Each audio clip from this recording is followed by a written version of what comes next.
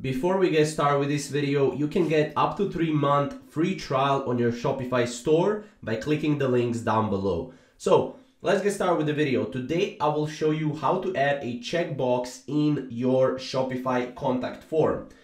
Now, there are a couple of ways to do this. There is a way to do this with an application, and there is a way to do this with a code. So let's just first show you how to do this with an application. So as you can see, this is an application. It's a very simple application. It also has a free plan available. If we scroll down here, we can see we have free. We have unlimited views, 25 submissions per month, 6 form fields, a rating and stuff like that. If you want all features, obviously it will cost you $10 a month.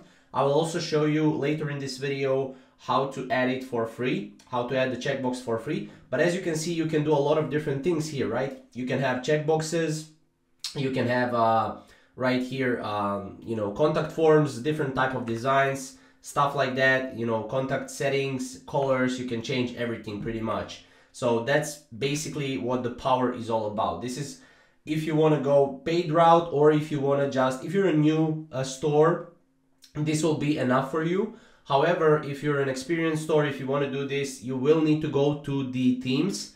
From your themes, you will need to go actions and then edit code. You will need to actually edit the code. So in the templates directory, click customers register liquid. This is what you want to do. And then you need to find the following liquid tags in the code, which are these tags right here and these tags right here.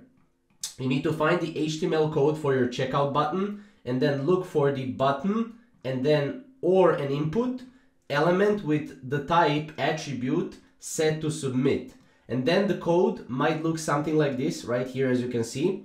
And then on a new line above the submit button, you need to paste this code right here. So this is basically a checkbox.